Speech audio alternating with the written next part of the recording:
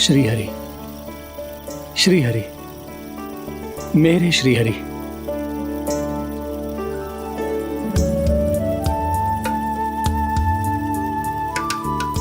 मेरे श्री हरि। भोला राम, मेरी मटकी तैयार है? मेरे श्री हरि, मेरे श्री हरि।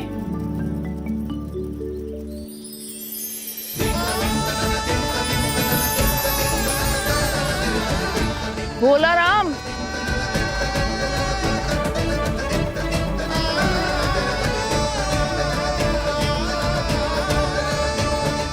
भोला काका, ओ भोला काका।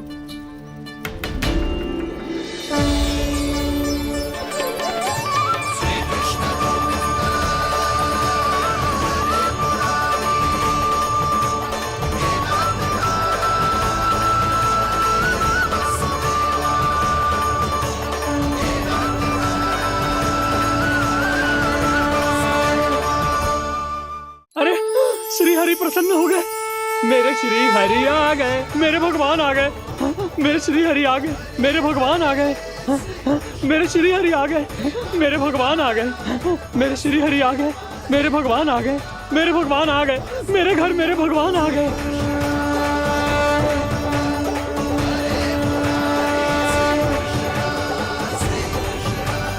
मेरे घर आ गए, मेरे श्री हरि आ गए। हाँ, मेरे श्री हरि आ गए। ये तो बावले थे ही, अब बालकन को भी साथ में मिला लिए। उज्जवल क्या कर रहा है? अरे ठहर जा भोला।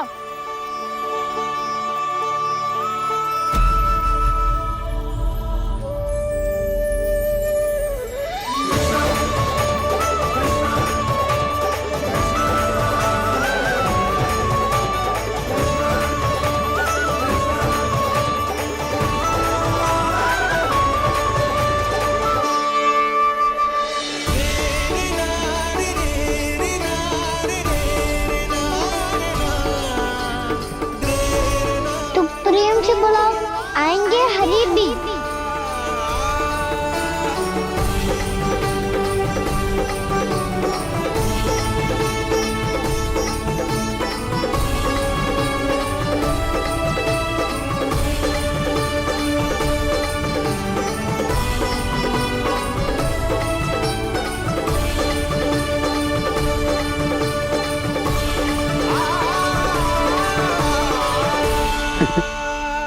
क्या वो गाना? किसकी धुन में झूम रहा है तू? निर्मल निशा भक्ति की धुन में।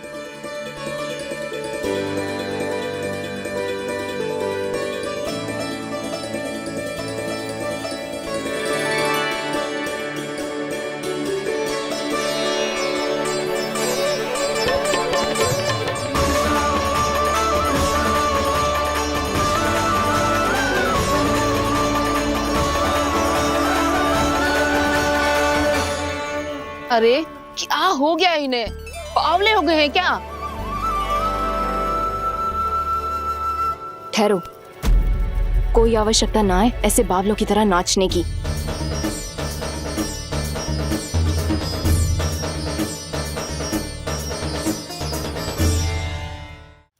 जे बावले ना है मौसी, भक्ति में रम गए हैं। बस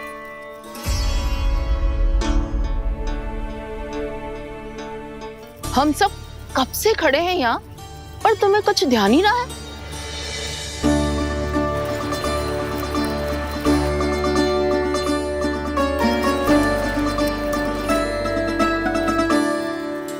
नाच गाने में ऐसे मगन हुए कि हमें देखा भी ना। मुझे नाचते हुए देख मेरे श्री हरि को इतना आनंद आ रहा था कि मैं अपने आप को रोक नहीं सका। और वैसे भी मेरे जन्म का एकमात्र उद्देश्य है श्री हरि की सेवा करना, श्री हरि को प्रसन्न करना। तुम बावले हो भोला राम, या हमें बावला बना रहे हो? श्री हरि और तुम्हें देख रहे हैं। हाँ, अभी वो यहीं थे, देख रहे थे। भोला काका, आपने भी ना अति कर दी। अब हमें भी बताओ तनी, कहाँ थे श्री हरि?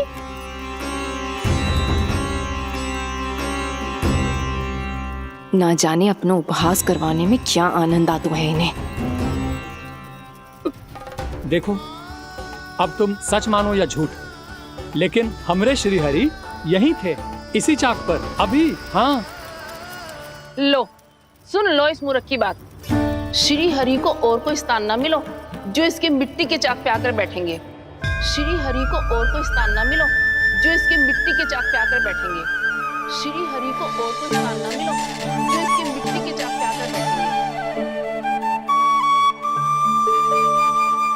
जैसी मैया भैंसो ही लल्ला, दोनों का कुछ पता ही ना चल तो कब किस बात पर प्रसन्न हो जाए और किस बात पर रुष्ट। अरे मैं भला असत्य क्यों बोलूंगा? अभी अभी यही थे श्री हरि। हाँ,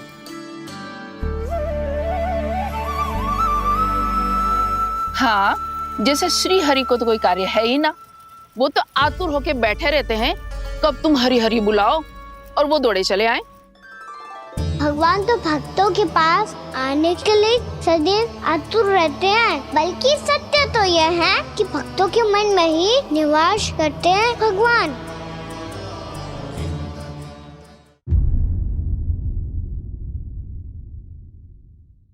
अरे मैं भला असत्य क्यों बोलूंगा? अभी अभी यही थे श्री हरि। हाँ,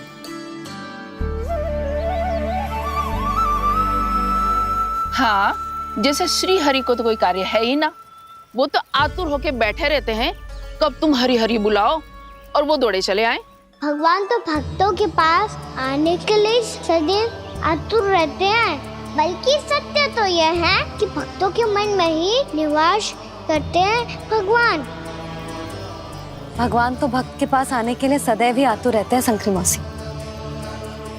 बल्कि सच्ची बात तो ये है कि भगवान हमारे मन में ही निवास करते हैं। कम से कम तू तो इसे बढ़ावा मत दे जशोदा। जब देखो जब हरि नाम की रट लगाए रहते है। हरि बोलते बोलते ऐसो बावलो होता है कि सारा कार्य भूल जाता है। 2 दिन से अपनी मटकी के लिए चक्कर काट रही हूँ। अभी तो एक चक्कर और लगाना होगा आपको। आपकी मटकी तैयार हो गई है, अभी लाता हूँ।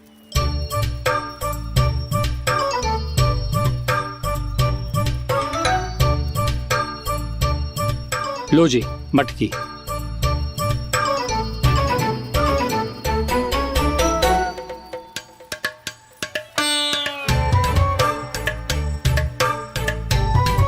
इस कच्चे मटके का क्या करूं मैं?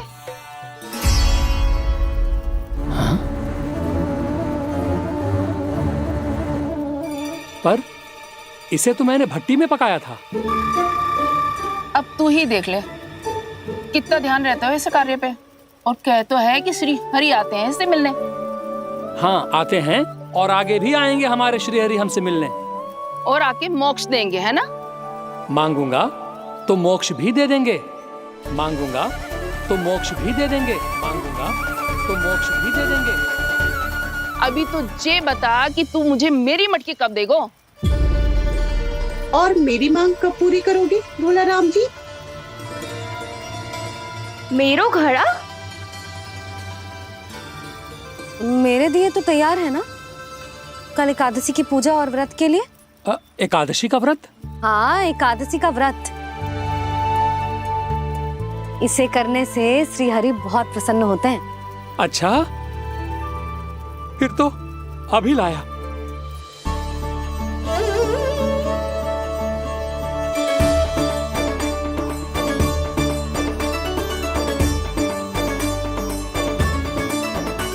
लो जी आपके दिए।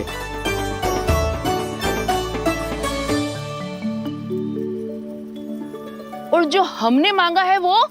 बाकी सब शेष द्वादशी के दिन मिलेगा, क्योंकि कल मैं भी एकादशी का व्रत रखूंगा, क्योंकि कल मैं भी एकादशी का व्रत रखूंगा, क्योंकि कल मैं भी एकादशी का व्रत रखूंगा।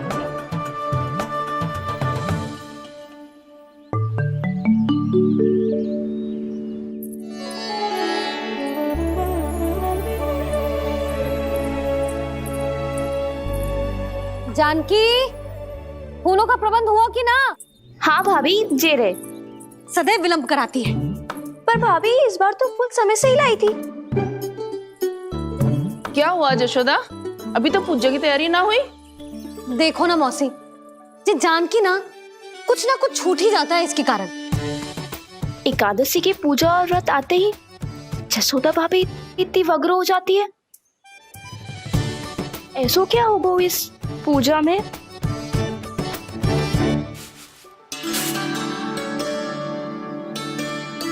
ये थाली में रोली चंदन रखने से, दिया जलाने से के होगो?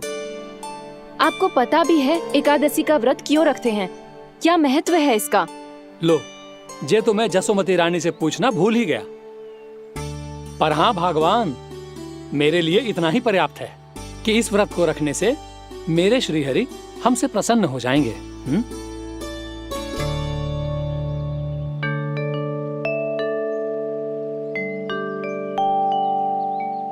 नारायण ही जाने ऐसे कैसे पूजा करते हैं जे श्री हरि की एक मूर्ति तक ना है इनके पास।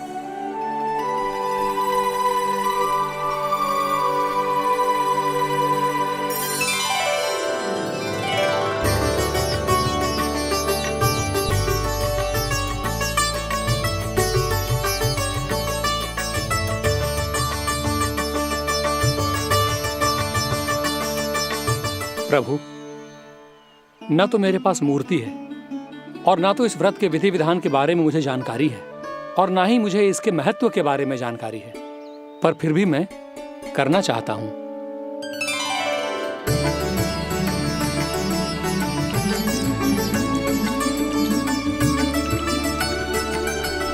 इसीलिए मैं दृढ़ संकल्प लेता हूं, पूरी निष्ठा के साथ, श्रद्धा के साथ और पूरी आस्था के साथ मैं इस व्रत को संपन्न करूंगा।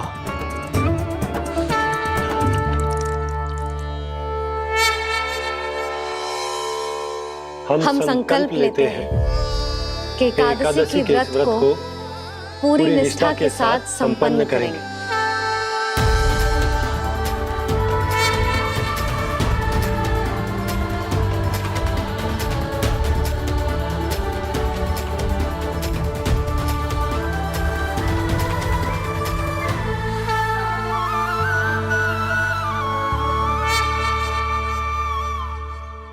तुलसी जी के पत्ते तो हैं ही ना। श्री नारायण को तुलसी जी के पत्ते के बिना भोग ना चढ़तो है। जानकी, तुलसी के पत्ते कहाँ हैं? भाभी, मैं तो कब से यही पूछना चाह रही थी कि तुलसी के पत्ते लाऊं क्या, पर आप तो व्यस्त थी ना। तुझे कितनी बार समझाओ है ना, यदि तेरे कछु करने से किसी और की कोई हानि ना हो रही हो या किसी के अच्छे कार्य में सहायता हो रही हो तो मुझसे आज्ञा लेने की आवश्यकता ना है। समझ गई भाभी, आगे से जाना उनको। ले अभी लेकर आती हूँ।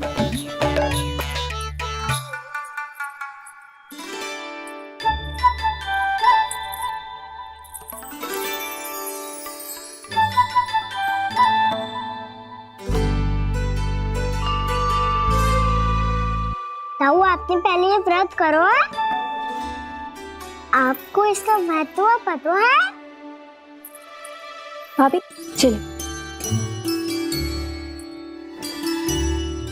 जानकी, तुमने ये व्रत करो है? फिर तुमको इसका महत्व पता है? सुमति जी, आपको पता है इसका महत्व? कान्हा, क्यों तंग कर रहे हो सबको? मैया, सबने करो ये व्रत, मुझे भी करना है।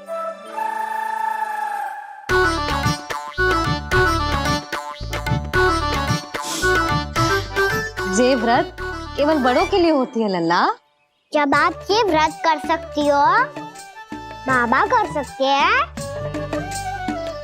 ये सारी गोपियां कर सकते हैं, वो भी कर सकते हैं, तो मैं क्यों ना कर सकता? क्योंकि तू कल तक भूखा ना रह पाएगा लल्ला। जब भक्त रह सकते हैं, फिर मैं क्यों नहीं रह सकता? मेरा अर्थ है कि नारायण के भक्त मैया। मैया मान जाओ ना, मुझे करने दो ना ये व्रत। अपनी लल्ला पे आप विश्वास ना है आपको? विश्वास है। अच्छा ठीक है, तू भी कर ले।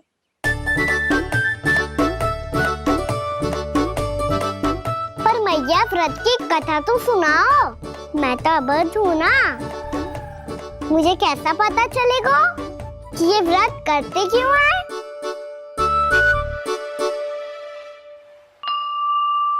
प्रभु, मुझ अबोध को कैसे पता चलेगा कि इस व्रत का क्या विधि विधान होता है और क्यों रखा जाता है और इसका महत्व क्या होता है?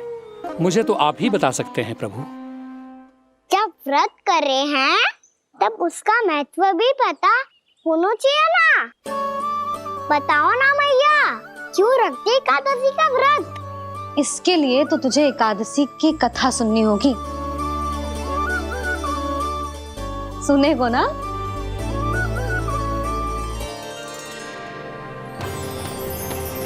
वसुदेव सुतं देवं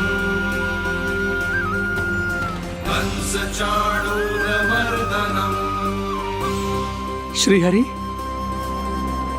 यशोदा परमानन्दम् कृष्णं वन्दे जगद्गुरुम्। वाह प्रभु, अपने भक्तों को एकादशी व्रत का महत्व समझाने का अच्छा उपाय खोज निकाला है आपने।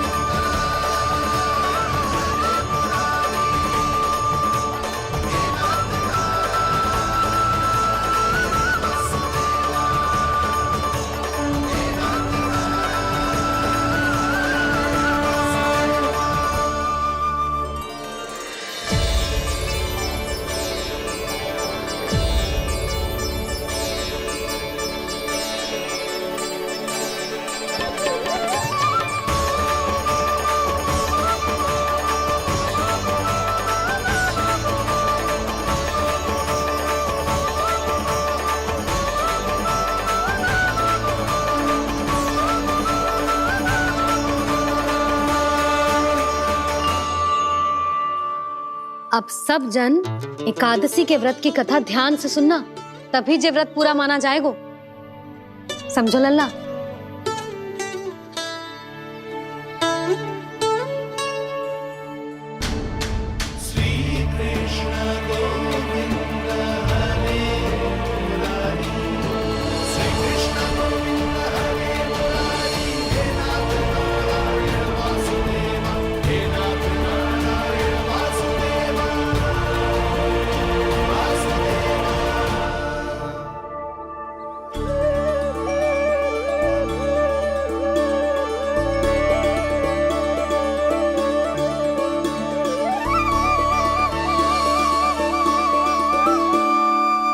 सतयुग में चंद्रावती नाम के नगर में मूरा नाम का एक असुर राज्य करता था।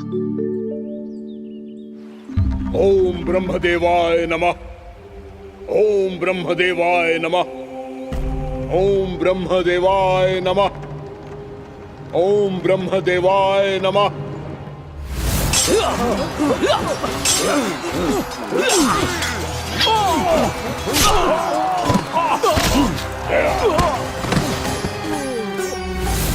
ओम ब्रह्मदेवाय नमः। ओम ब्रह्मदेवाय नमः। जब उसने देवताओं के हाथों असुरों की पराजय देखी, तब वो वरदान पाने के उद्देश्य से ब्रह्मा जी की तपस्या करने चला गया।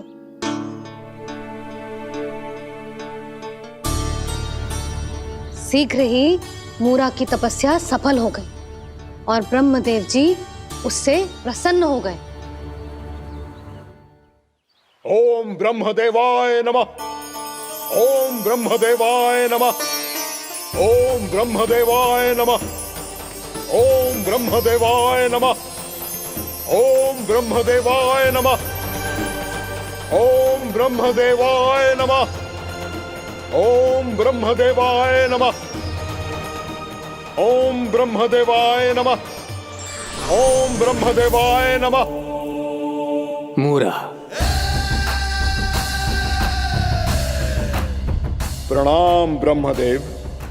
तुम्हारी तपस्या सफल हुई। बोलो, तुम्हें क्या वर चाहिए? सृष्टि के रचयिता ब्रह्मदेव, कृपया मुझे ऐसा वरदान दीजिए जिसकी सहायता से मैं त्रिलोकी विजयी बन जाऊं और कोई देवता मुझे पराजित ना कर सके। यहां तक कि देवताओं के रक्षक, सृष्टि के संचालक भगवान श्री विष्णु के लिए भी मैं अपराजय रहूं। तथास्तु, तथास्तु, तथास्तु। प्रणाम ब्रह्मदेव।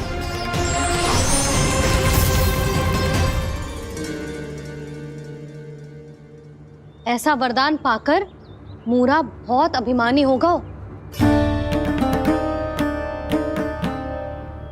यक्षों, किन्नरों, यहाँ तक कि देवताओं को भी युद्ध के लिए ललकारने लगो, पर किसी ने भी उसकी ललकार को स्वीकार ना करो,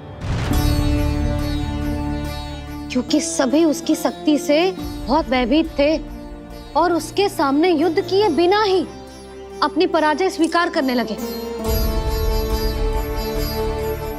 और फिर दंभ में आके उसने स्वर्ग लोक पर भी आक्रमण कर दिया और देवराज इंद्र तक को चुनौती दे डाली।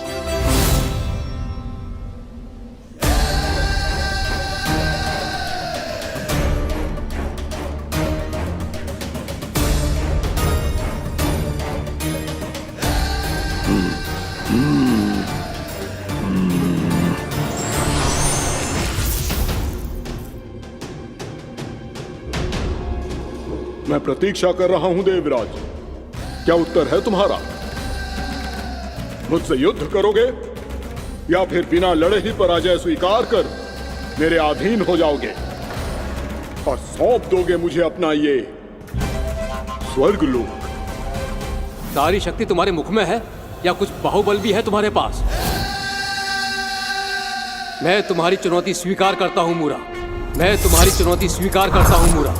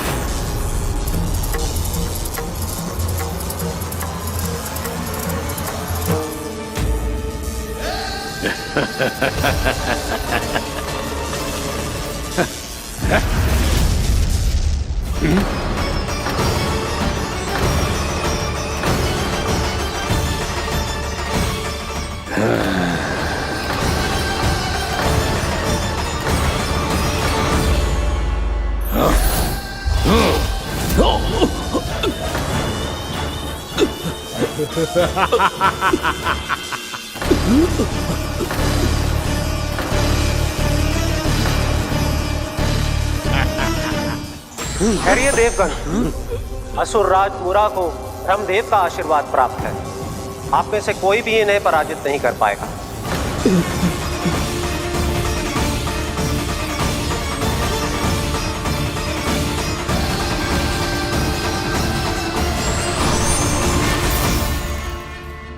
एक अवसर और देता हूं देवराज, युद्ध या अधीनता, क्या उत्तर है तुम्हारा देवराज?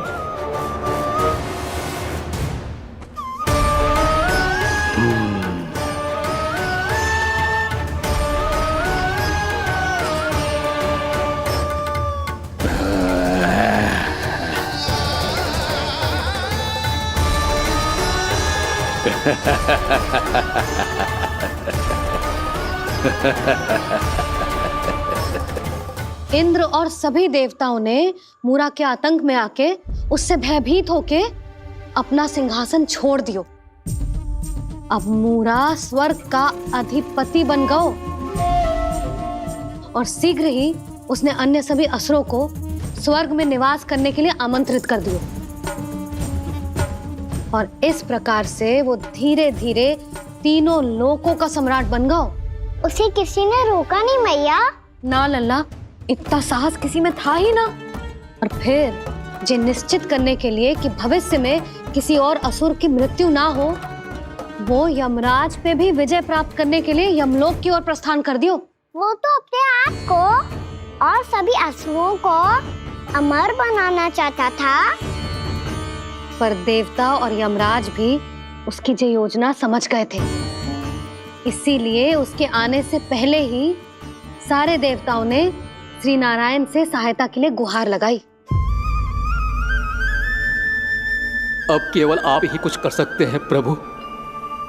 अभी तो मूरा केवल त्रिलोक का स्वामी है, और यदि उसने यमलोक भी जीत लिया तो वो जीवन को ही नियंत्रित नहीं करेगा प्रभु, वो मृत्यु का भी स्वामी हो जाएगा। ऐसे में पहले सृष्टि का संतुलन तो नष्ट होगा प्रभु, और फिर स्वयं सृष्टि ही नष्ट हो जाएगी। ऐसा नहीं होगा यमदेव, नियति ऐसा होने ही नहीं देगी। विधि रचेगी खेल और मैं बनूंगा माध्यम। असुर राज मुरा का सामना मैं करूंगा। बस आप मुझे चुनौती देने के लिए उसे तैयार कर लीजिए, चाहे उसके लिए आपको साम दाम दंड भेद कोई भी उपाय क्यों ना अपनाना पड़े।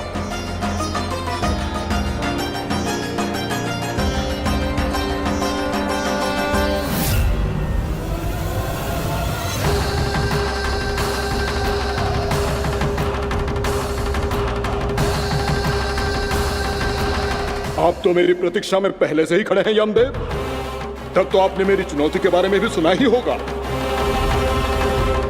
कहिए, क्या उत्तर है आपका? मेरा स्वागत करके अपना राज्य त्यागेंगे या मेरा सामना करके अपने प्राण? असुर राज मुरा का सामना मैं करूंगा। बस आप मुझे चुनौती देने के लिए उसे तैयार कर लीजिए, चाहे उसके लिए आपको साम दाम दंड भेद कोई भी उपाय क्यों ना अपनाना पड़े।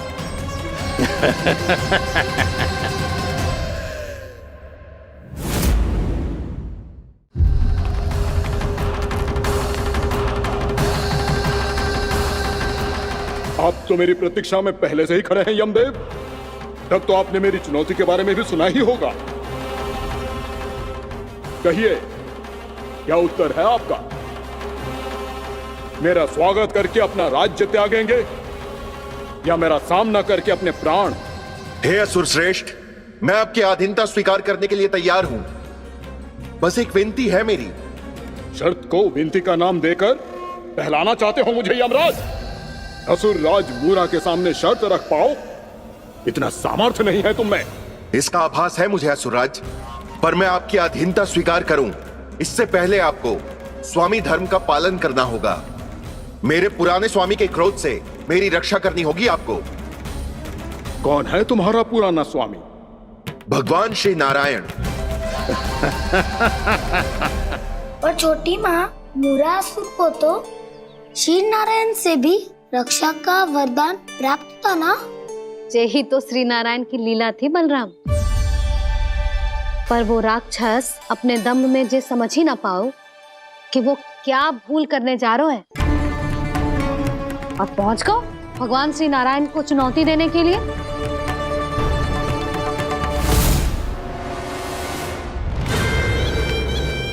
वहीं ठहर जाओ असुर राज मुरा।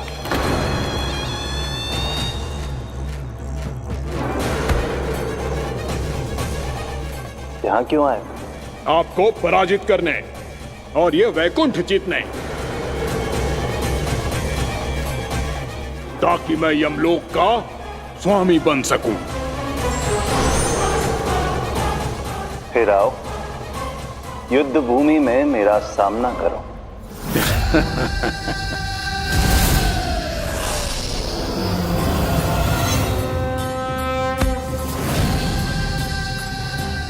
ये नहीं जानते कि इनसे ना हारने का वरदान तो मैं पहले ही प्राप्त कर चुका हूं, इसलिए युद्ध ठीक से आरंभ हो पाए उससे पहले ही इन्हें जीत लूंगा मैं।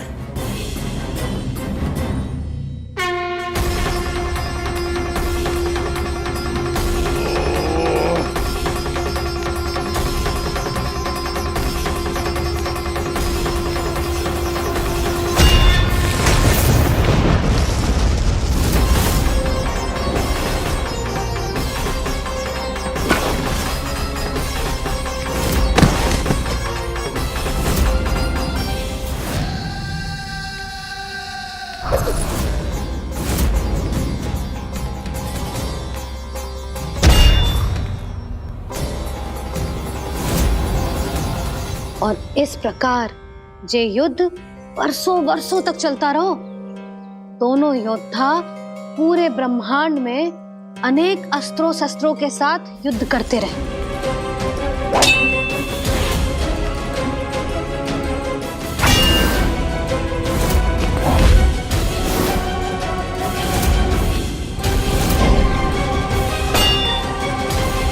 फिर क्या हुआ मैया?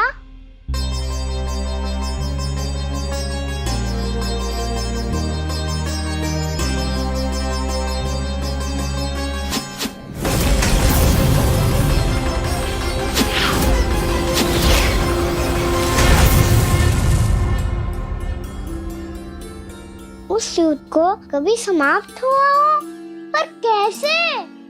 शीघ्र ही वो राक्षस थक गौ लल्ला।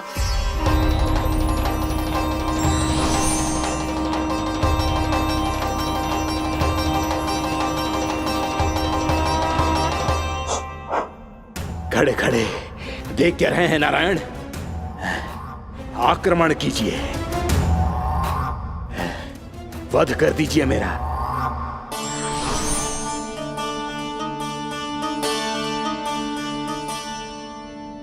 मैं तुम्हारी वीरता से प्रभावित हूं, इसीलिए इतनी थकान की स्थिति में मैं तुम जैसे वीर पर आक्रमण नहीं करूंगा। जाओ विश्राम करो।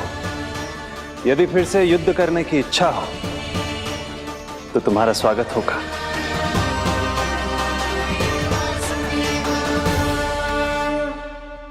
जे कह के श्री नारायण बद्री का आश्रम चले गए और वहां हिमवत नाम की एक कंदरा में ध्यान लगा के बैठ गए। उधर वो राक्षस विश्राम करने लगो। अनेकों दिन बीत गए और अब वो राक्षस मूरा फिर से स्वस्थ होके बलवान हो गया था।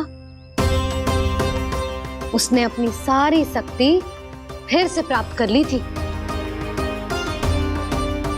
श्री नारायण ने उस पर दया करी थी, पर वो फिर से श्री नारायण को छलने को तैयार होगा।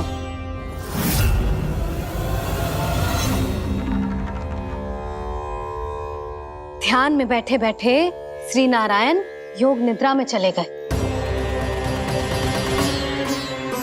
पर दुष्ट मूरा इसी अवसर का लाभ उठा के उनकी कंदरा में घुस आयो ताकि वो सोते हुए श्री नारायण पे आक्रमण कर सके।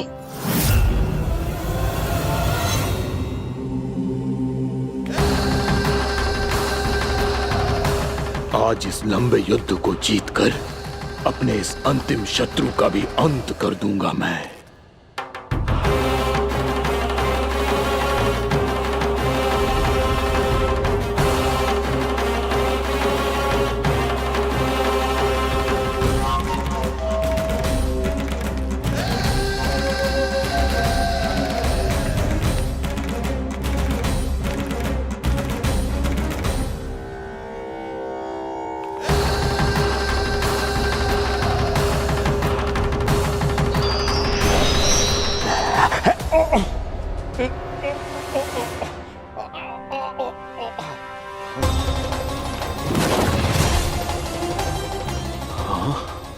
दुष्ट राक्षस,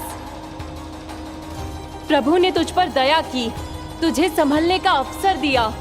तू इन्हीं पर ही छल से वार करने चला है।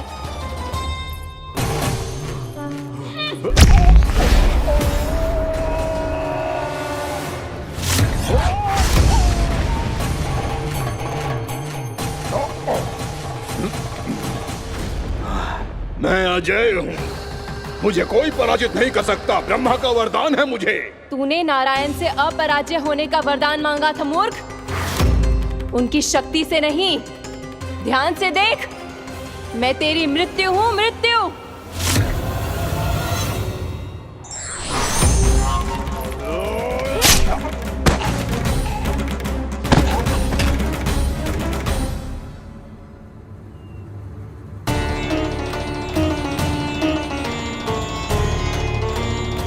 वो देवी कौन थी छोटी माँ? और कौन बलराम, वो ही तो थी देवी एकादशी।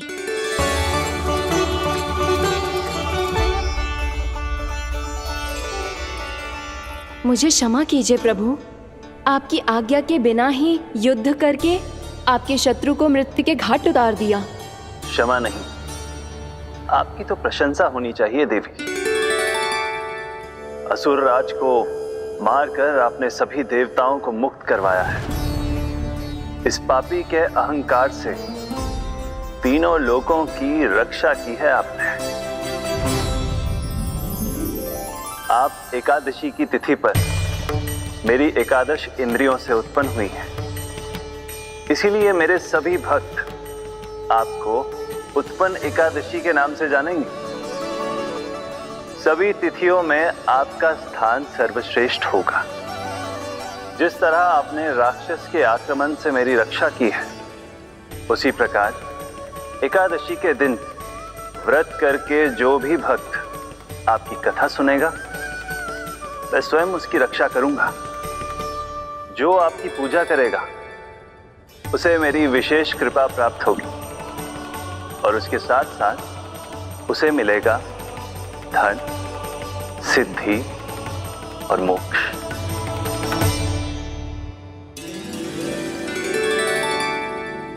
इसीलिए आज के दिन व्रत रखने का बहुत अधिक महत्व होता है।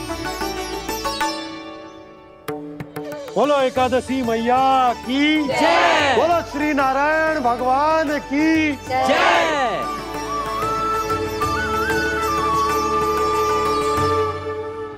प्रभु की कृपा से एकादशी का महत्व भी पता चल गो और मेरा व्रत भी सफल हो गो। अभी नहीं भूला राम, एकादशी का व्रत पूरी तरह तभी सफल होता है जब द्वादशी के दिन उसे पूरा किया जाता है।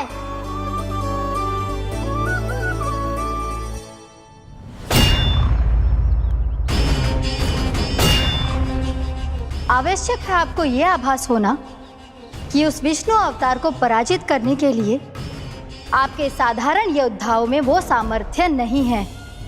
वो विष्णु अवतार कुछ अधिक ही असाधारण है।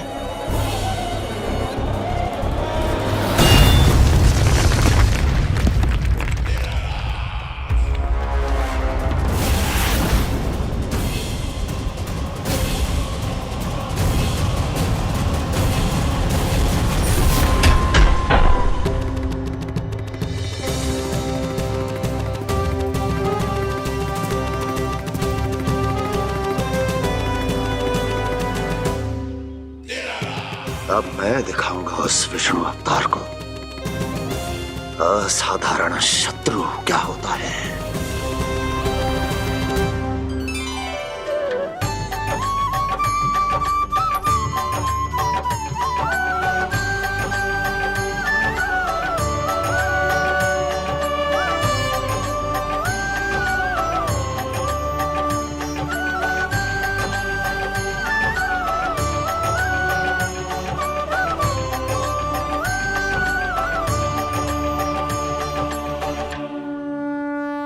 मामा अधीर हो रहे हैं, पर मैया ने मुझे अभी तक बाहर जाने की आज्ञा नहीं दी है।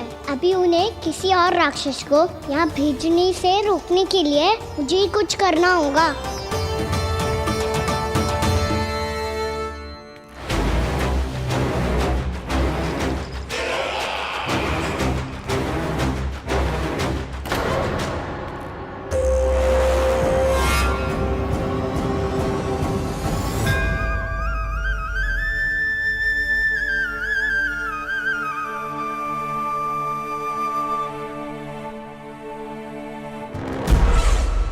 कौन हो तुम? बचपन से ही मुझे मारने का सपना देख रहे हैं, फिर मुझे ही नहीं पहचानते।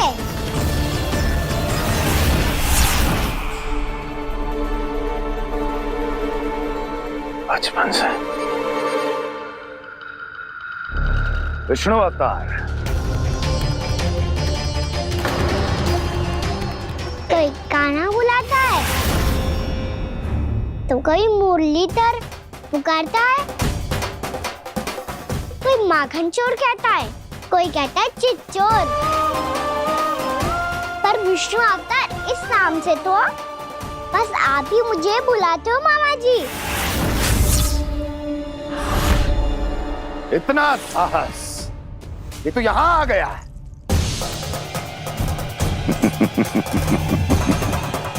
यहां आ तो गया तू विष्णु अवतार, किंतु यहां से जीवित नहीं जाएगा। तेरे शीश को तेरे धड़ से अलग कर दूंगा मैं।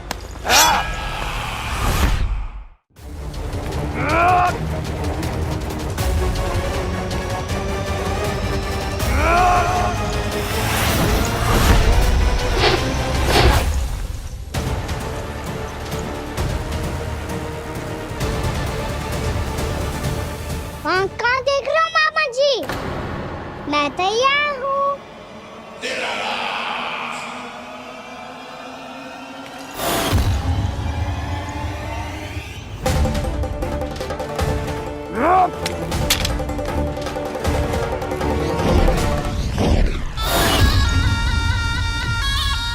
मामा जी, आप सदैव इसी तरह क्रोध में रहते हो क्या?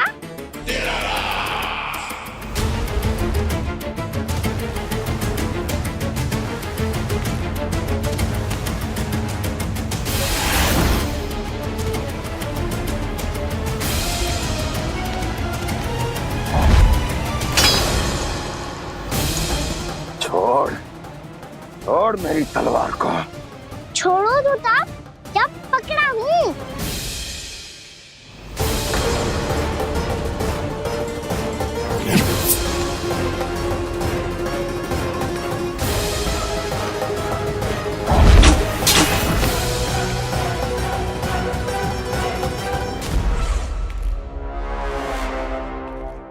मामा जी,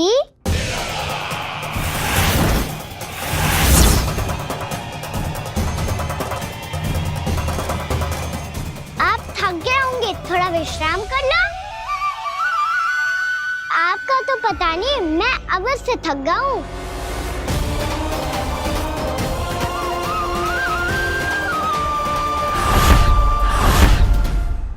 मेरे सिंहासन पर बैठने का तो साहस। अभी तो बस अभ्यास कर रहा था मामा जी। भविष्य में मुझे तो बैठना है यहाँ। आपने बल प्रयोग करके से अपने पिताजी से छीना था। मैं आज से छीन लूंगा। जो छल और बल से लिया जाए वो अधिक समय तक टिकता नहीं है मामा जी।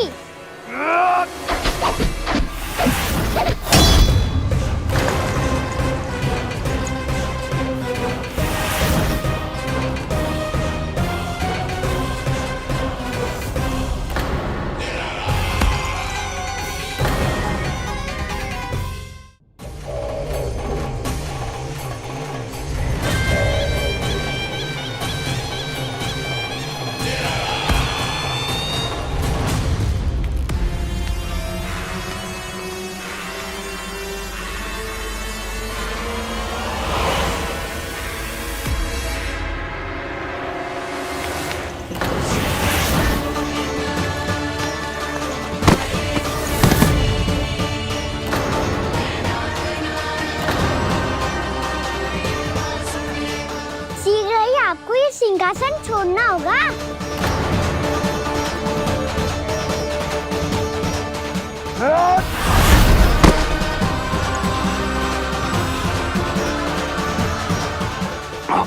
वो मेरा सिंहासन छीनना चाहता है। वो आ रहा है, वो आ रहा है। सैनिकों! दुर्जन, बंद कर दो सभी द्वार और झरोखे, सबके सब। इसकी हर संभावना पर इतना कड़ा पहरा बिठा दो कि ना तो कोई महल के भीतर आ सके, ना कोई बाहर जा सके। मुझे महल की चप्पे चप्पे की सूचना चाहिए। जाओ।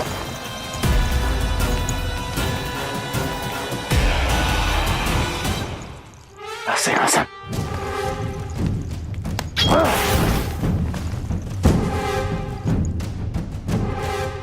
अब आ, दुष्ट मायावी, ए छलिया विष्णु अवतार, मैं कंस तेरी प्रतीक्षा कर रहा हूँ। देखता हूँ मेरे सिंहासन पर कैसे बैठता है तू। मुझे तो बस कुछ समय चाहिए था, वो मिल गया। अब करते रहिए आप प्रतीक्षा।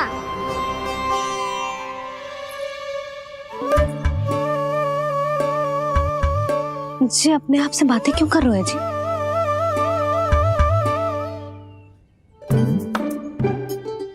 आप मुस्कुरा क्यों रहे हो? ना कछु ना। बताओ क्यों मुस्कुरा रहे हो? तुम ही पर गए हैं जी। जब तुम व्रत करती हो तो तुम भी ऐसा ही करती हो। इसी प्रकार भूख अधिक लगने पर अपना ध्यान भटकाने के लिए स्वयं से ही बड़बड़ाती रहती। होगा। आपको तो बस मेरा उपहास उड़ाने के लिए बहाना चाहिए।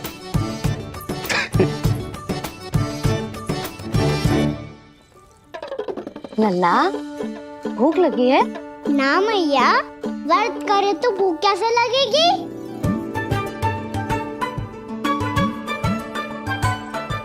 यदि लगी हो तो छोटे बालकों को थोड़ी बहुत भूल चूक क्षमा होती है।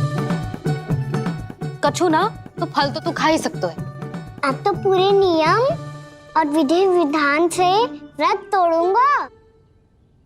कल द्वादशी के सुबह मुहूर्त के अनुसार। ठीक।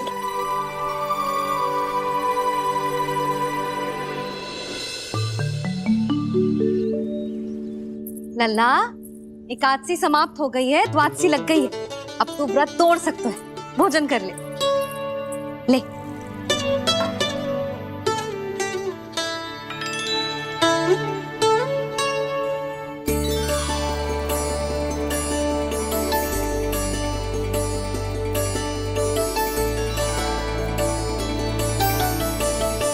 आज तो कार्य कर लीजिएगा। मैं ना चाहती कि सब गांव वाले फिर से आपका उपहास उड़ाएं। अरे इसी क्षण कार्य आरंभ करना आवश्यक ना है। कुछ खा तो लो। कल भी पूरे दिन व्रत में रहे, अब तो कुछ खा लो। ना ना, अभी बिल्कुल भूख ना है। और हाँ भगवान, तुम्हें चिंता करने की आवश्यकता नहीं है।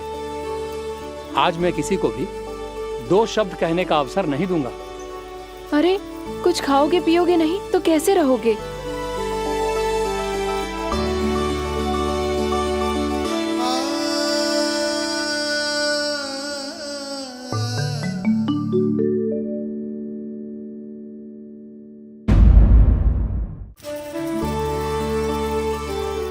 अरे इसी क्षण कार्य आरंभ करना आवश्यक ना है। कुछ खा तो लो। ना ना, अभी बिल्कुल भूख ना है। और हाँ भगवान, तुम्हें चिंता करने की आवश्यकता नहीं है। आज मैं किसी को भी 2 शब्द कहने का अवसर नहीं दूंगा।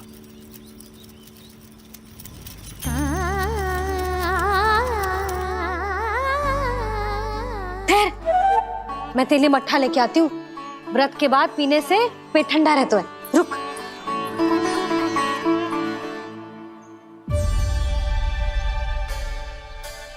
भक्तों ने अभी तक व्रत नहीं तोड़ा है, मैं कैसे तोड़ लूं? भूख कहाँ से होगी? श्री हरि नाम से पेट तो भर लेते हो। श्री हरि श्री हरि श्री हरि।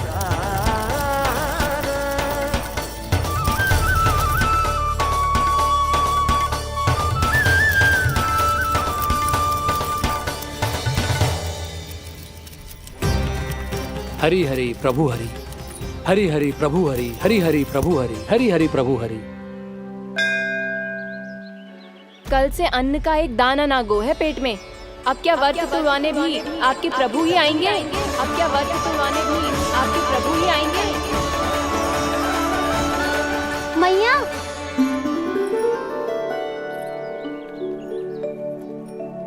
मैया पहले व्रत तोड़ के कछु खा तो लो। अभी ना, लौट के आने के बाद। हाँ,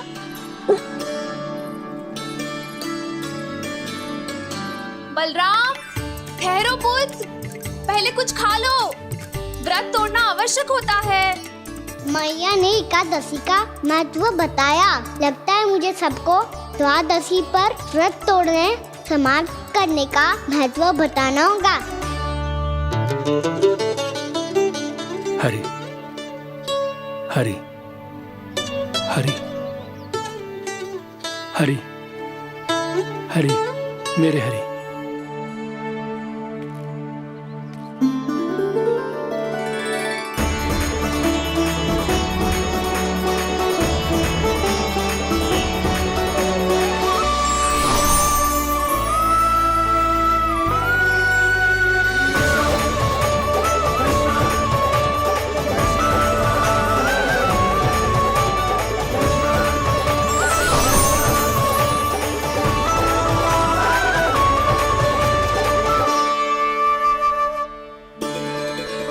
अभी अभी तो मैंने बच्चों की मां को वचन दिया था कि आज किसी को शिकायत करने का अवसर ना दूंगा, और अब मैं प्रभु श्री हरि की कल्पना जसोमती रानी के लल्ला में ही करने लगा।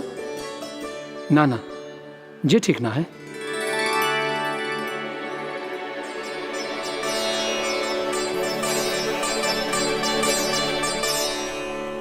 ठीक ही तो है, बिल्कुल सही पहचाना है आपने। बड़े तो बड़े, अब तो बालक भी हमारा उपहास उड़ाने लगे। मैं आपका उपहास नहीं उड़ाने आया, मैं तो आपके एकादशी के व्रत को पूरा कराने आया हूँ।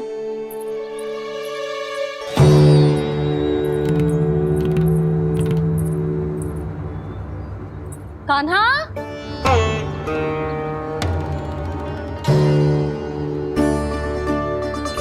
तो ये रे आपकी छड़ी और ये रे मेरी पीठ। सेक देना तापर तोड़। आज तो इसकी पीठ सेक के रहूंगी मैं। मैया घर पे भूखी मुझे ढूंढ रही होगी। लो, आज द्वादशी के दिन पहले प्रहर में भोजन करके अपना एकादशी का व्रत पूरा करो आप। धन्यवाद राजकुमार, पर अभी हमें भूख नहीं है। बहुत सारा काम पड़ा है, और अभी थोड़ी ही देर में शंकरी बहन भी अपनी मटकी लेने आती होंगी।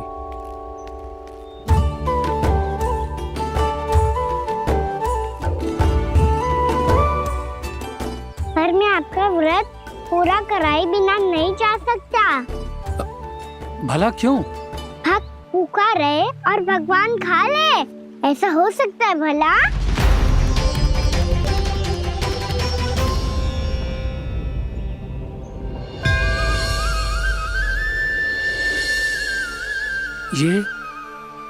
ये कैसा भ्रम हो रहा है मुझे लगता है अपना काम करना चाहिए। द्वादशी के पहले प्रहर में व्रत पूरा करना बहुत आवश्यक होता है, ना तो एकादशी का व्रत भी पूरा ना मानो जातो। इतनी सारी ज्ञान की बातें तुम्हें कैसे पता है लल्ला?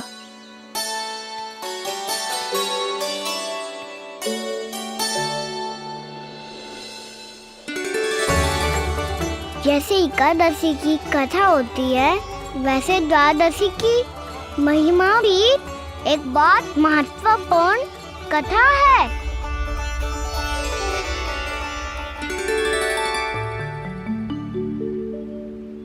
कैसी कथा? बिल्कुल सही समय पे आई हो आप, क्योंकि आपको ये कथा आपको अवश्य सुननी चाहिए।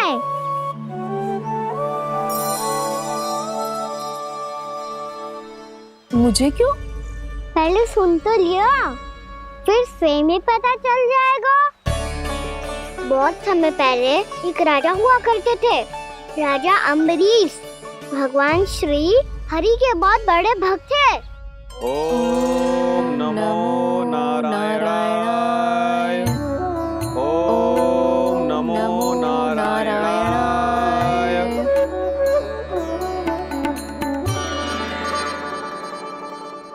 नेक पुण्य के काम करते थे वो। अपनी पत्नी के साथ हरि का नाम जपते रहते थे। उन्होंने 12 माह एकादशी का व्रत करो निर्जल पास किया, और जब उनकी 12वीं एकादशी का व्रत द्वादशी के दिन तोड़ने का समय हुआ, तभी महर्षि दुर्वासा अपनी 100 शिष्यों के साथ उनके महल में पधारे।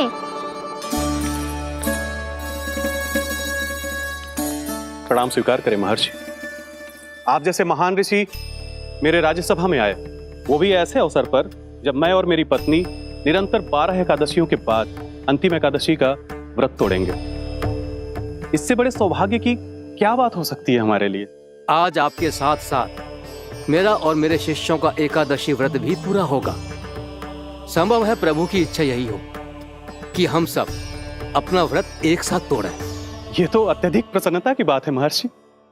तो फिर ठीक है, हम सब यात्रा से थके हैं।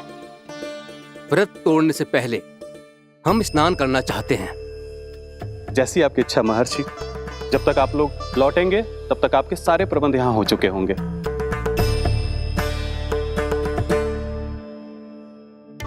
महर्षि दुर्वासा स्नान करने गए थे, पर उन्हें लौटने में विलंब हो रहा था और इधर द्वादशी पर व्रत पूरा करने का मुहूर्त बीता जा रहा था। महाराज अमरेश बड़ी विरगता के साथ महर्षि दुर्वासा के लौटने की प्रतीक्षा कर रहे थे। महाराज, व्रत तोड़ने का मुहूर्त बीता जा रहा है। बस कुछ ही समय बचा है।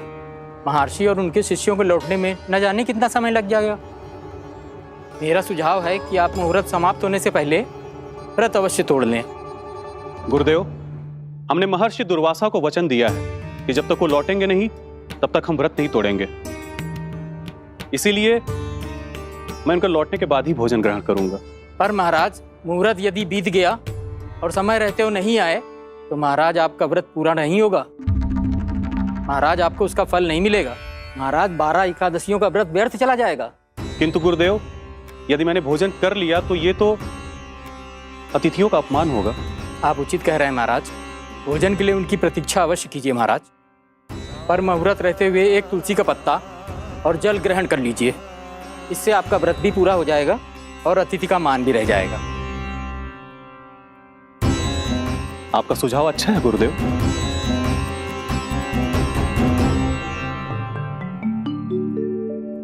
जैसे ही महाराज ने तुलसी का पत्ता खाया, वैसे ही महर्षि दुर्वासा लौट आए। महाराज,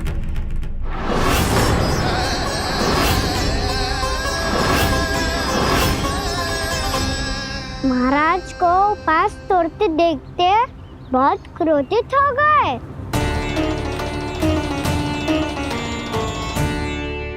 बहुत बड़े भक्त हैं आप, परंतु आप ये नहीं जानते अपने अतिथियों के साथ कैसा व्यवहार करना चाहिए। आपने हमें साथ भोजन करने का वचन दिया था, पर अपना व्रत क्यों तोड़ा आपने? महर्षि, मैंने भोजन नहीं ग्रहण किया। कहीं मुहूर्त न निकल जाए इस कारण मैंने एक तुलसी का पत्ता ग्रहण कर लिया। 56 भोग खाया हो या एक पत्ता, अपना व्रत तोड़कर अतिथियों का अपमान किया है, मेरा अपमान किया है। अब आपको दंड भोगना होगा ताकि आप सीख पाएं कि अतिथियों के साथ कैसा व्यवहार होना चाहिए। महर्षि, आप जो भी दंड मुझे देंगे मुझे स्वीकार है, किंतु आप क्रोधित मत होइए। क्रोध का कारण आपने दिया है महाराज। एक महर्षि का अपमान करके राक्षसी प्रवृत्ति का परिचय दिया है आपने। इसीलिए अब एक राक्षसी आपको दंड देगी।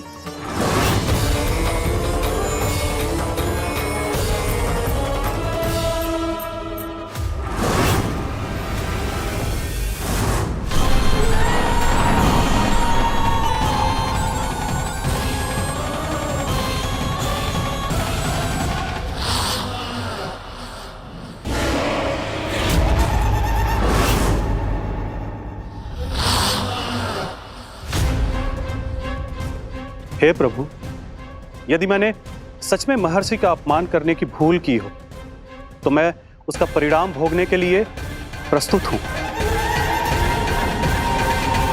ओम नमो नारायणाय, ओम नमो नारायणाय नमः।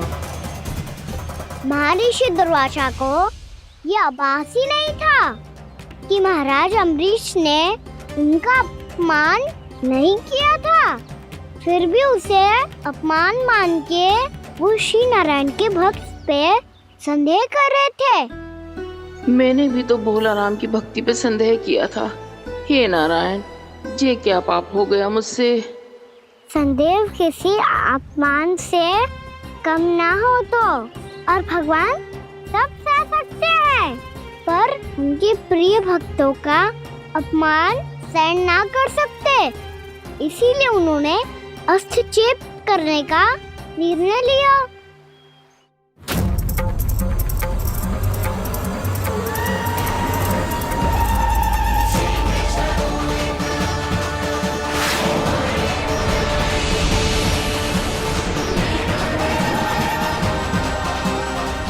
ओम नमो नारायणाय।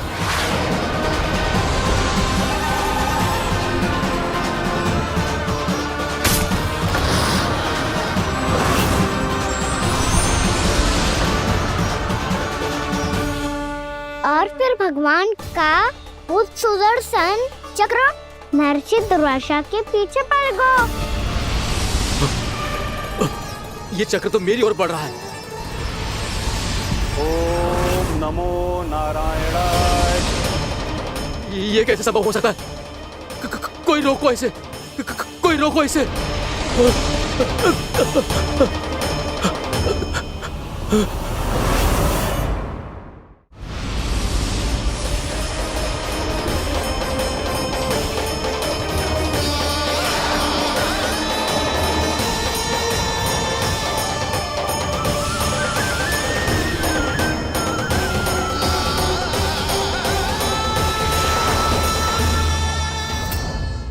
चक्र से अपने प्राण कैसे तैसे बचाते बचाते महर्षि दुर्वासा ब्रह्मलोक जा पहुँचे।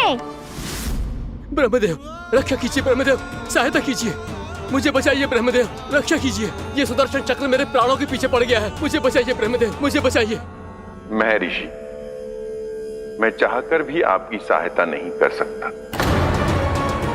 ऐसी स्थिति में यदि कोई कुछ कर सकते हैं तो वो है सुदर्शन चक्र के स्वामी विष्णु, क्योंकि सृष्टि में केवल वही है जो इसे नियंत्रित कर सकते हैं।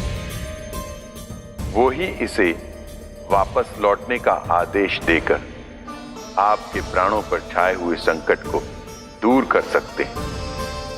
किंतु हां, मैं सुदर्शन चक्र से इतना अवश्य कहूंगा कि जब तक आप विष्णु लोक में पहुंच नहीं जाते, वो आपको किसी भी प्रकार की हानि ना पहुंचाए।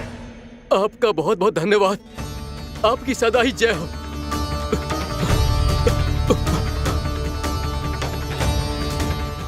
फिर क्या था? भागते भागते महर्षि दुर्वासा सीधे भगवान श्री हरि के शरण में बैकुंठ पहुंच गए। त्राहिमाम प्रभु, त्राहिमाम, मुझे बचाइए। मेरी सहायता कीजिए प्रभु, मेरी सहायता कीजिए। मैं आपके इस चक्र और ऊर्जा से नहीं भाग सकता प्रभु। कृपया करके अपने सुदर्शन को रोकिए, इसे वापस लीजिए प्रभु। यह असंभव है महर्षि। एक बार सुदर्शन चक्र मेरे हाथों से छूट जाए तो अपना उद्देश्य पूरा किए बिना, मेरे भक्तों की रक्षा किए बिना वापस नहीं लौटता। कोई तो उपाय होगा प्रभु। कृपया करके मेरे प्राण बचाइए प्रभु। मैं सुदर्शन की ऊर्जा से जलकर भस्म नहीं होना चाहता प्रभु। आप जो कहेंगे मैं करूंगा प्रभु। मेरी सहायता कीजिए प्रभु, मेरी सहायता कीजिए। एक उपाय है, किंतु मुझे नहीं लगता कि आप वो कर पाएंगे। मैं अवश्य करूंगा। मैं अपनी प्राण रक्षा के लिए कुछ भी करूंगा प्रभु। आपने मेरे भक्त राजा अम्बरीश को भक्ति का कर्तव्य निभाने के लिए अपमानित और दंडित किया है महर्षि, पर भक्त की रक्षा करना भगवान का कर्तव्य है। इसलिए यदि आप भक्त राजा अम्बरीश के पास जाकर क्षमा याचना करें और यदि वो आपको क्षमा कर दे तो ही ये चक्र आपके प्राण लिए बिना लौट सकता है। अन्यथा आप तो जानते हैं महर्षि, मेरे भक्त का अपमान मेरा अपमान। भक्त का अपमान भगवान के अपमान से कम ना हो तो है। महर्षि दुर्वासा को भी ये बात समझ आई और फिर उन्होंने महाराज अम्बरीश से क्षमा याचना की। महाराज महाराज महाराज महाराज महाराज, मुझे क्षमा करें महाराज, मुझसे बहुत बड़ी भूल हो गई महाराज, मुझसे बहुत बड़ी भूल हो गई महाराज। महर्षि, आप हमारे चरण छुए ये उचित नहीं। महाराज महाराज अम्बरीश, आप नारायण के सच्चे भक्त हैं। मैंने आपको अपमानित किया, दंडित करने का प्रयास किया महाराज।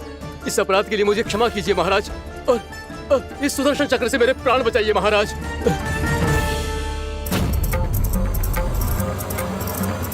हे महान सुदर्शन, यदि महर्षि के लिए मेरे हृदय में अभी भी वही सम्मान और प्रेम हो जो इनके प्रथम आगमन पे था, तो कृपया आप अपने धाम वापस लौट जाइए।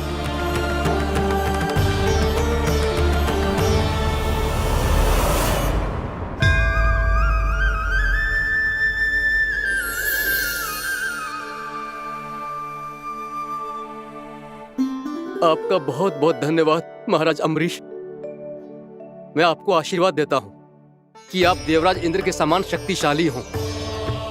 आपकी कीर्ति का पताका 10 दिशाओं में फहराए। मेरी बस एक ही इच्छा है महर्षि, कि मैं आपके साथ अपना उपवास तोड़ सकूं। अवश्य महाराज, हम सब भोजन आपके साथ करेंगे और अपने आप को नारायण की सेवा में अर्पित करके व्रत को पूरा करेंगे, क्योंकि आज जो यहाँ हुआ है उससे सिद्ध हो चुका है कि एकादशी व्रत का फल द्वादशी की सुबह भोजन करने से ही प्राप्त होता है। इस कथा से हमें पता चलता है कि सभी को द्वादशी के सुबह भर पेट भोजन करके एकादशी का व्रत पूरा करना चाहिए। और दूसरी बात, भगवान की सच्ची भक्ति अपमान कभी ना करना चाहिए। उनके साथ सदैव प्रेम से व्यवहार करना चाहिए। यही भगवान को सबसे अधिक प्रिय है। भैया भोलाराम, मैंने भी श्री हरि पे तुम्हारे विश्वास का उपहास उड़ाया था, मुझे क्षमा कर दो। ना ना, आप क्षमा मांगकर मुझे लज्जित मत करो, आप तो मेरी बहन जैसी हैं। जब महर्षि दुर्वासा जैसे महान ऋषि को भी प्रभु के भक्त से क्षमा मांगनी पड़ी, तो मैं तो बहुत ही तुच्छ हूँ। मुझे आपकी किसी भी बात का बुरा ना लगा। पर पता है प्रभु को कौन सी बात कब बुरा रखता है? कौन सी बात? जब उनका भक्त भूखा रहे, समय पे अपना व्रत पूरा ना करे।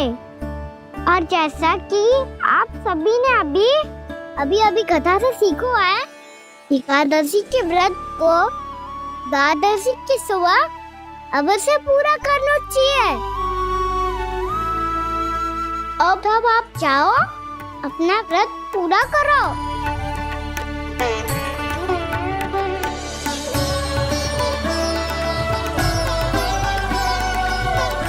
मैं आपके लिए जल लेके आती हूँ।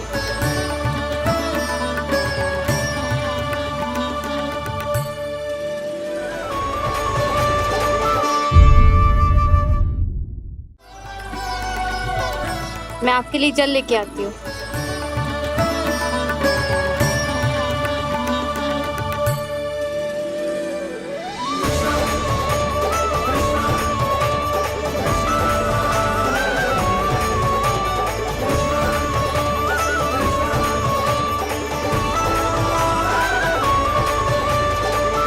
लो खाओ।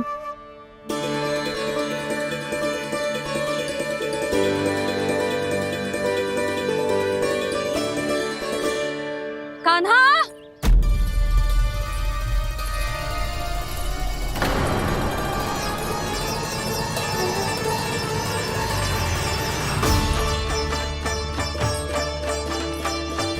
बोलो काका, सिगरेट छुपा लो मुझे, मैया आ रही है, बहुत क्रोध में लगती है।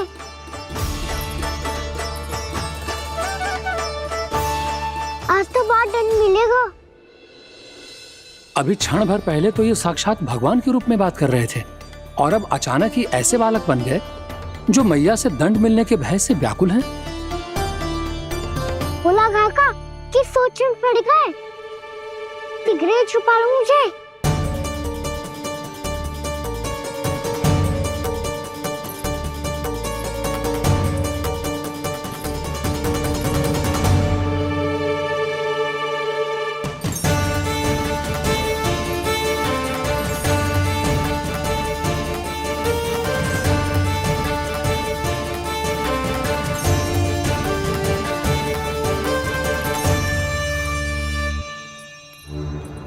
भोलानाथ जी, कान्हा को देखो है क्या?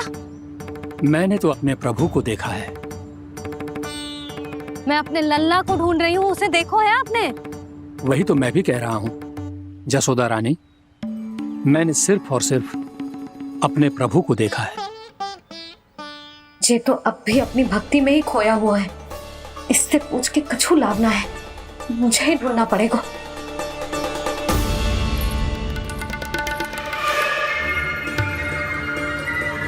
बच गए। संकरी मौसी, कान्हा को देखो है क्या कहीं?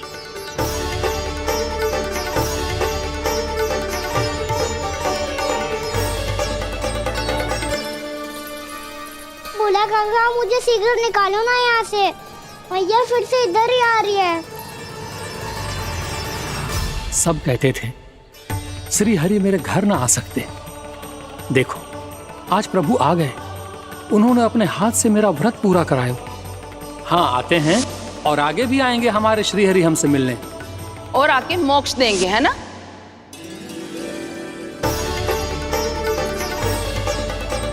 सिगरेट निकालो ना बोला काका, भैया आ रही है। मैं ना निकालूं? मेरा अर्थ है मैं निकालूंगा, अवश्य निकालूंगा, पर तब तक नहीं निकालूंगा जब तक आप मेरी सारी बातें मान नहीं लेते हैं। कौन सी बात? प्रभु मुझे मोक्ष प्रदान कर दीजिए प्रभु। तथास्तु। ना ना ना ना प्रभु, मेरे साथ साथ मेरे परिवार को भी मोक्ष दे दीजिए। तथास्तु। अब तो निकाल दो, मैया देख लेंगी। ना प्रभु, मेरे परिवार के साथ मुझसे जुड़ी हुई हर वस्तु, जीव जंतु, प्राणी, गाय बैल भैंस, सभी को मोक्ष प्रदान कर दीजिए प्रभु। तथास्तु। प्रभु आप सच में अद्भुत हैं। मैंने जो मांगा आपने बिना सोचे समझे सब प्रदान किया। मैं ही अपनी मांगे बढ़ाता रहा। प्रभु प्रभु मुझे क्षमा कर दीजिए, प्रभु मुझे क्षमा कर दीजिए।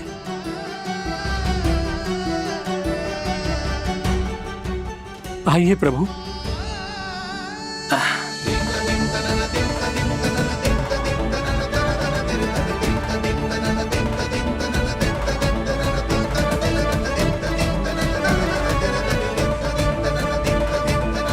प्रभु आप तो प्रभु हो, हरि हो, भगवान हो।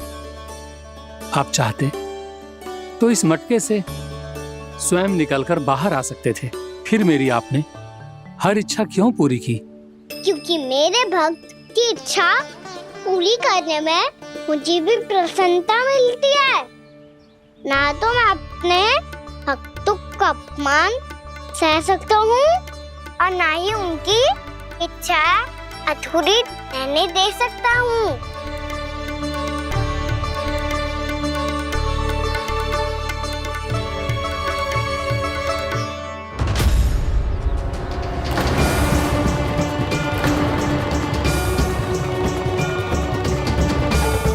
क्या कही थी तूने?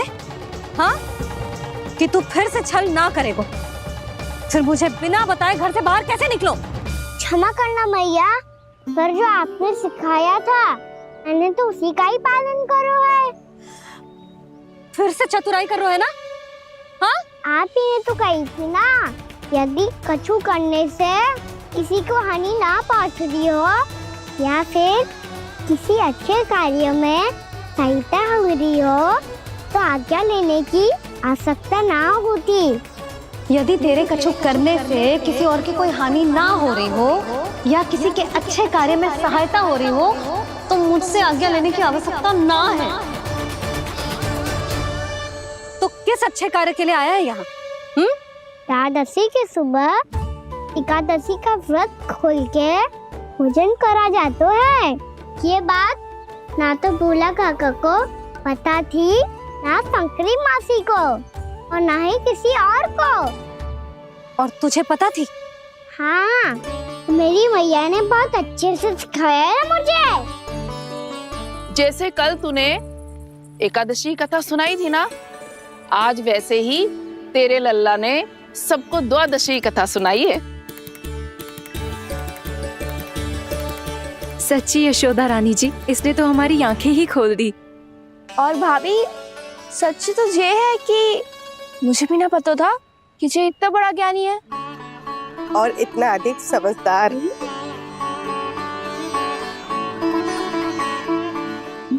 द्वादशी की कथा? वो तो मैंने इसे कभी सुना ही ना है।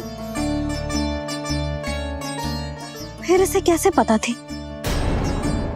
रानी जी, जो स्वयं भगवान हैं, भला उन्हें कैसे कुछ नहीं पता होगा। मैंने तो इन्हें पहचान लिया, और हाँ, आप सब लोग भी इन्हें अपने अंतर्मन की आंखों से देखिए, हो सकता है इन्हें पहचान पाएं। ये कोई और नहीं है, श्री नारायण है, मेरे श्री हरि, मेरे प्रभु। जय श्री हरि।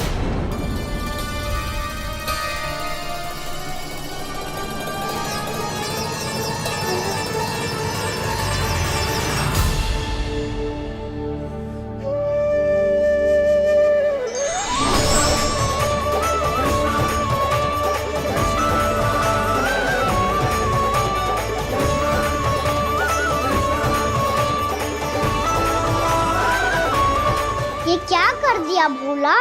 जिस रास्ते को मैंने इतनी कठिनाई से बचा के रखा था, सबके सामने उसे उजागर कर दिया तुमने।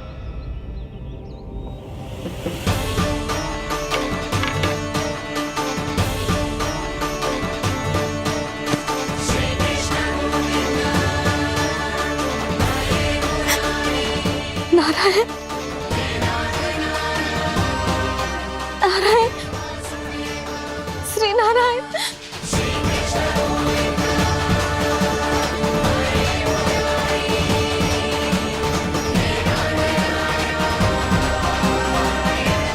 श्री नारायण।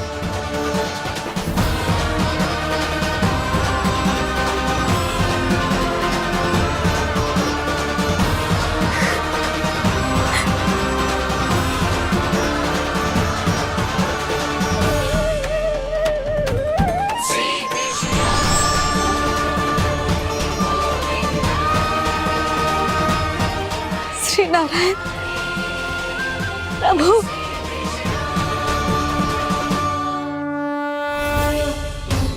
जिस रास्ते को इतने यत्न से संभाल के रखा था, आज वो सबके सामने खुल गया।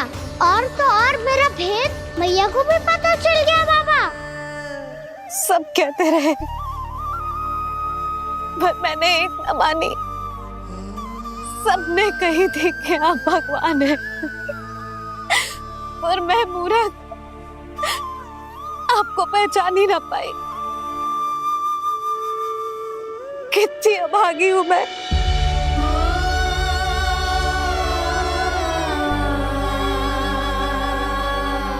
जिस मुंह से मुझे आपकी महिमा गानी चाहिए थी, उसी मुंह से मैंने आपको डांटा है।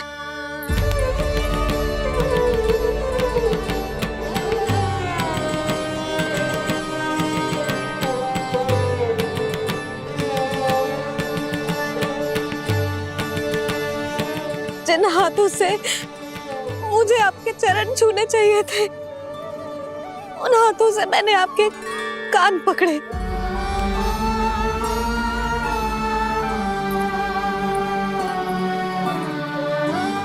मुझे तो आपकी सेवा करनी चाहिए थी प्रभु, और मैंने आपको दंड दियो, आपको घर से बांध दियो।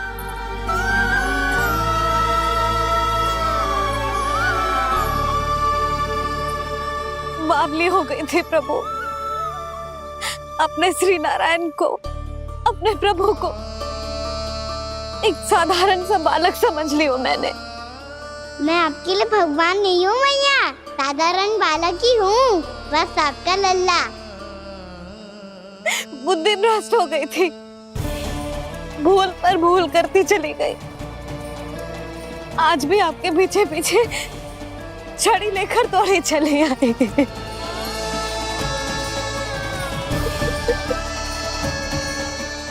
अपने आप को दोष मत दो मैया, आपके ममता के लिए तो जन्म लिया है मैंने।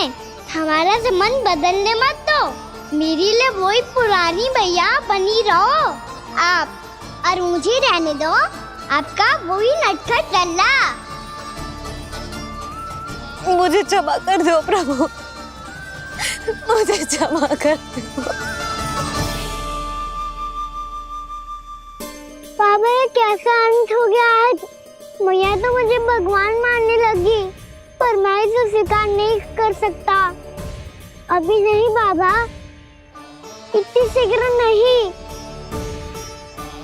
आप ऐसे खड़े क्यों बाबा? कुछ ऐसा करो ना कि मैया फिर से मेरे मैया बन जाए। उनकी दृष्टि में भक्ति नहीं, ममता चाहिए मुझे। कान्हा, मेरे सामर्थ्य में हो तो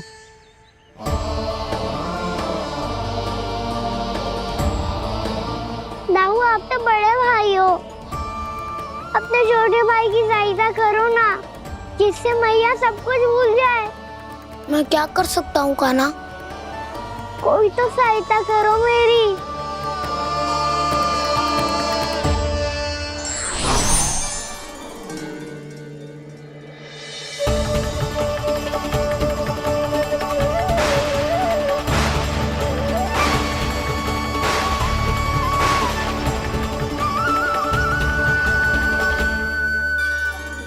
अपने आप को संभालिए प्रभु।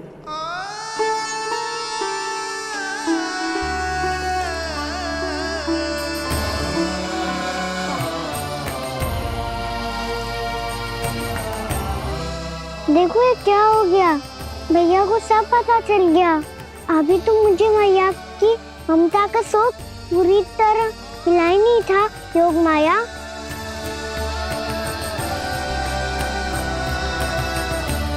मेरी सहायता करो ना। कितनी अद्भुत है ममता की शक्ति। भगवान को भी एक साधारण बालक बना देती है। बालक की बना रहना चाहता हूँ मैं, नहीं चाहता दिव्य होना, नहीं चाहता भगवान बनना। बस मैया की गोद में रहकर ममता की रस से सेम को भिगोना चाहता हूँ। इनकी डांट फटकार का सुख पाना चाहता हूँ। कुछ भी करे योग माया, पर इन सबको भुला दो मेरा सत्य।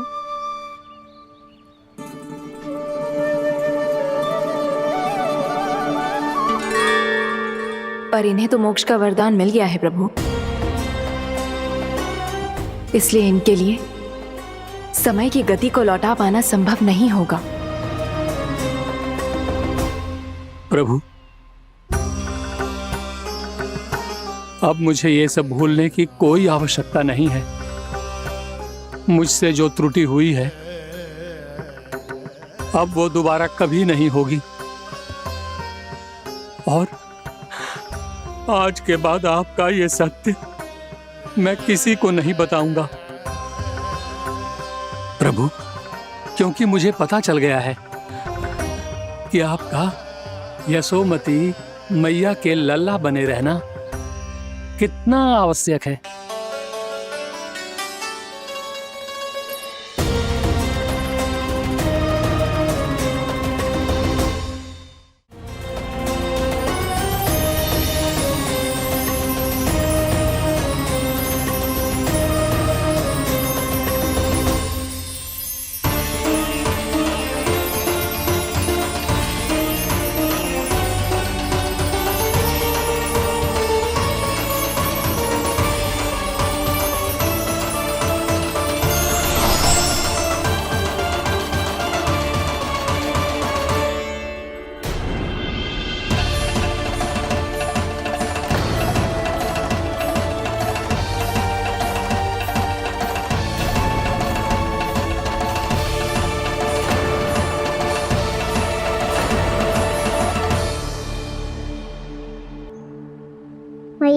छड़ी। पहले चुपके से भाग जातो है, फिर स्वयं ही छड़ी भी पकड़ा रो है? नटखट कहीं का। हंसी आ रही है? अरे किस बात पे इतनी हंसी आ रही है रे? हाँ?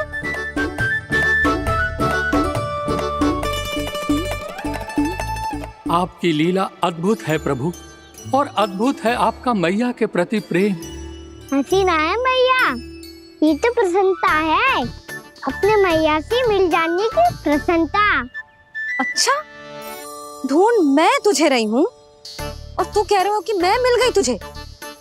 तू घर चल लल्ला, अच्छे से पिटाई करूंगी तेरी।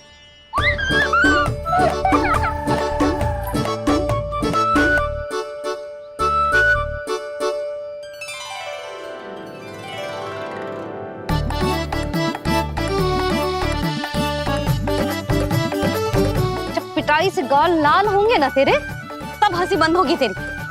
चल।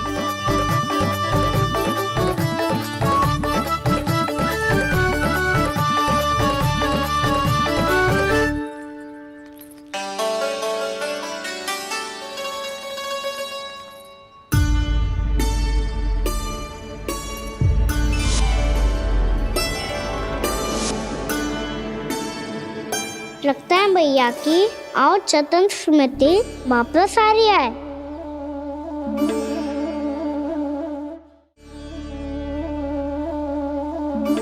यशोदा, क्या होगो? ना कछु ना। आपको बताऊंगी तो और हंसेंगे मुझ पे।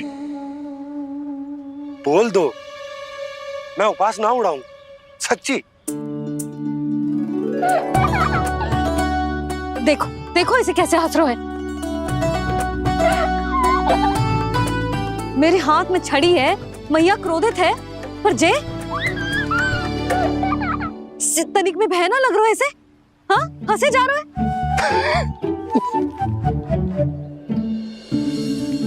दोनों बाबा लल्ला एक जैसे हो। चल तू, चल चल। दाऊ, आप तो बड़े भाई हो, अपने छोटे भाई की सहायता करो ना, जिससे मैया सब कुछ भूल जाए। सुबल, तू कच्चू खा क्यों ना रो है? व्रत ही करना था तो बलराम के जैसे कल कर ले। तो कल तो एकादशी भी थी। कान्हा के बिना कछु करने का मेरा मन ही ना कर। तो बात तो सच्ची है, उसके बिना गोचारण भी ऐसा लगता है जैसे कितना भारी कार्य है, व्यवस्था में करना पड़ता है। सही कह रहे हो तुम दोनों। मैं तो गोपालक भी इसलिए बना था ताकि कान्हा के संग खेलने को मिल जाए। बलराम तो हमारा सगा कम और मुख्य अधिक है।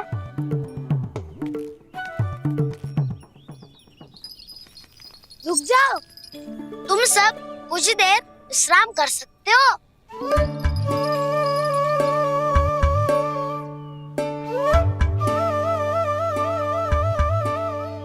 तू बोल।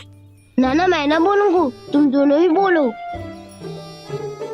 और तुम सबका सखा पहले हूँ और टोली का मुखिया बाद में, इसलिए घबराने की आवश्यकता नहीं है। जो भी बात है बिना हिचक बता सकते हो मुझे। तो फिर कुछ ऐसा करो ना कि कान्हा फिर से हमारे साथ गोचारण करने के लिए आने लगे।